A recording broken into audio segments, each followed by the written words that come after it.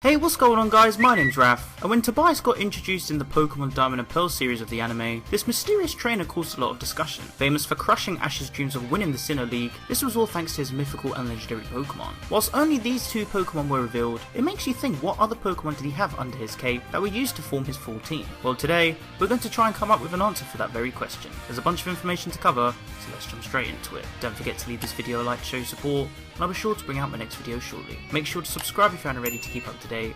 And without further ado, let's begin. Before we begin, this video is brought to you by Manscape.com.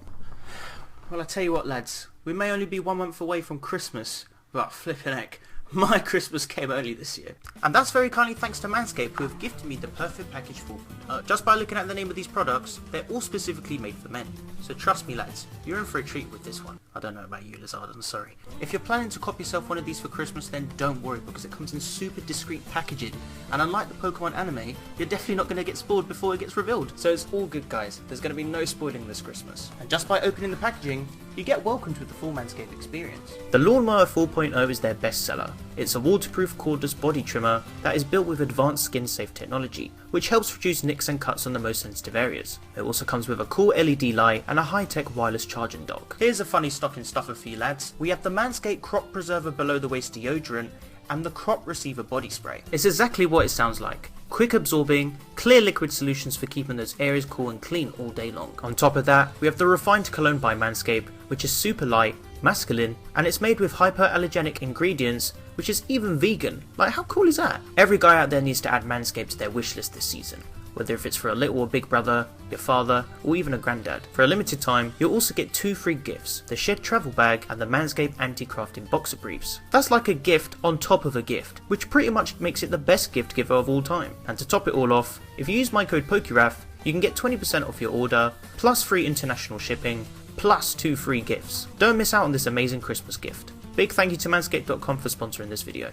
So let's start by talking about Tobias' history. Tobias is a Pokemon trainer who was introduced in the 183rd episode of the Diamond and Pearl series. He was first shown to be very obscure during the time of the Lily of the Valley conference, often lurking in the shadows. It wasn't until that when Ash and Barry were looking up information about their next opponents that they discovered about Tobias, thanks to being informed by Conway. Conway told Ash and Barry that Tobias managed to obtain 8 gym badges and progressed through the first 2 rounds of the league, only using his mythical Pokemon Darkrai. In episode 189, we got the first look of Tobias during the semi-finals between him and Ash. Ash's Sceptile was able to defeat his Darkrai, despite it having the upper hand defeating Ash's Heracross, Torkoal, and Gible. We then got revealed to Tobias' second Pokemon, being the Eon legendary Pokemon Latios. After the clash with Pikachu, both Pokemon were unable to battle, granting Tobias the win, as Ash had no other Pokemon capable of battling. Tobias then proceeded on to winning the Lily of the Valley conference, to which we then never heard about him since. It's evident that Tobias had a very abstruse backstory, especially knowing that he had these 2 insanely powerful Pokemon in his team, including the fact that it's still not known how he caught them. Some say he caught them thanks to the help of his other unrevealed Pokemon. Some say he's actually an antagonist, and that he captured these Pokemon ill-willingly, and others think that he's just a cheating action replaying little shit. But for the sportsmanship he's shown in battle, and kindness alongside compliments, it seems he may have some decency about him, even if he is impatient. So how can we determine what the remaining 4 Pokemon were to the very least? Well, seeing as no information has been revealed about him having other Pokemon in care, we have to take into consideration the timing of this battle and the series as a whole. Seeing as the battle between Ash and him was a 6-on-6, we can definitely guarantee that Tobias had 4 other Pokemon at his personnel, and definitely didn't do a Cameron in the series after only having 5 Pokemon. Looking through loads of clues from the episodes, and taking into consideration the timing of this series, there's quite a lot of research I've managed to gather that could give us an indication or potential solid theory on what the 4 remaining Pokemon were. Before I begin, the details I'll be discussing are in no particular order. This is just pure speculation. Okay, so I'm going to split these Pokemon into 2 sections.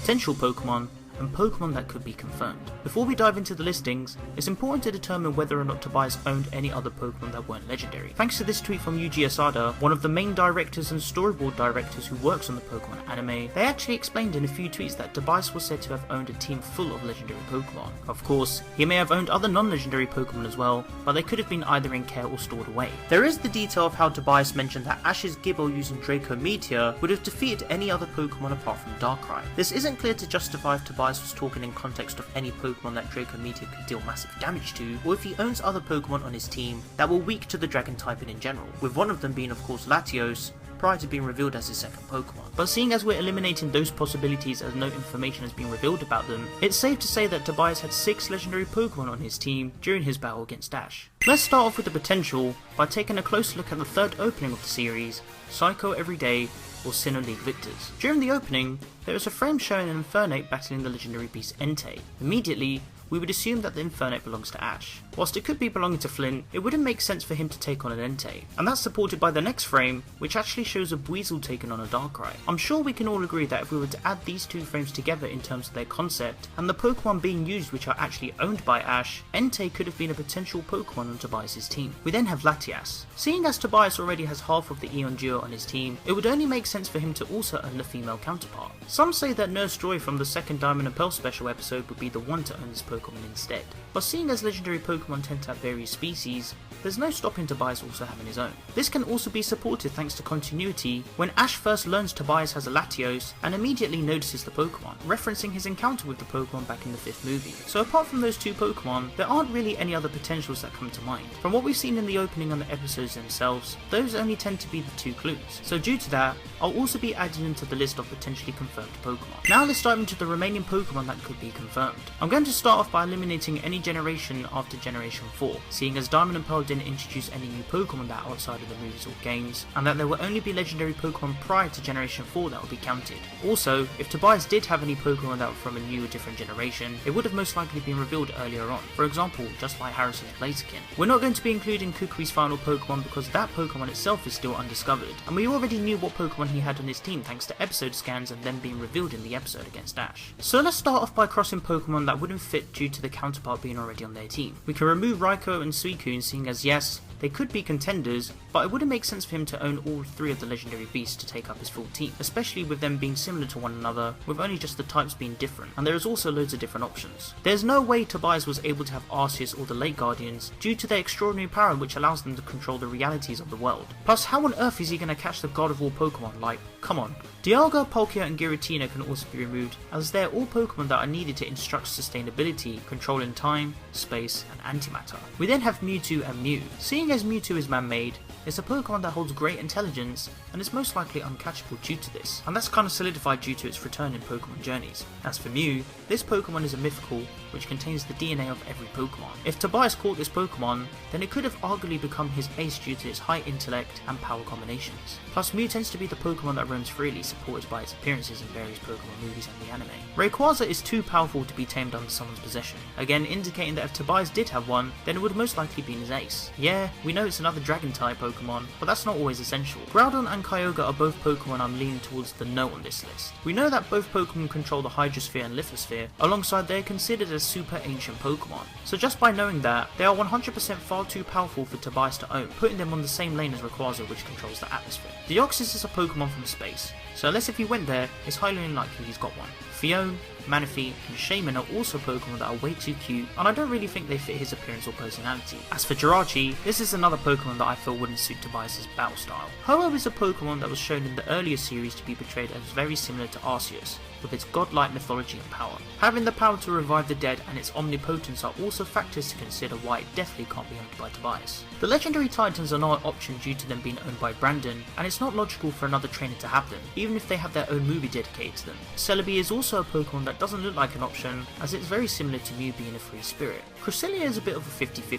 Whilst it is Darkrai's counterpart, and their concept is to pretty much avoid one another, it wouldn't be a bad shout for him to actually own both of them. But due to their yin and yang clash, I don't think this Pokemon would fit him that well. So that leaves us now with 6 Pokemon, the legendary birds, Lugia, Heatran and Regigigas. Let's start with Heatran. If we consider Entei to be a contender on his team, then that legendary beast would most likely uphold the fire typing. The steel typing on the other hand is very defensive, and seeing as there are multiple Heatran in the Pokemon world, it could be an option. We know that a trainer who entered the Sinnoh League had a Heatran on his team as well, which is another question that needs answering. So for now, we'll keep Heatran on the bench. Next is Regigigas. Despite being the creator of the Titans, it could be a possible option. Regigigas is a Pokemon that is very powerful, able to move continents, despite its lack of speed. Speed tends to be something Tobias emphasises on, but then again, he has power to complement itself. Even though this legendary could be an option, I'm personally not sure how well it would fit on his team. It could be maybe his final Pokemon that he had as his ultimate weapon, but still, I'll just add it to the bench for now. We then have Lugia. Now despite being paired with Ho-Oh, I actually reckon Tobias could have owned this Pokemon.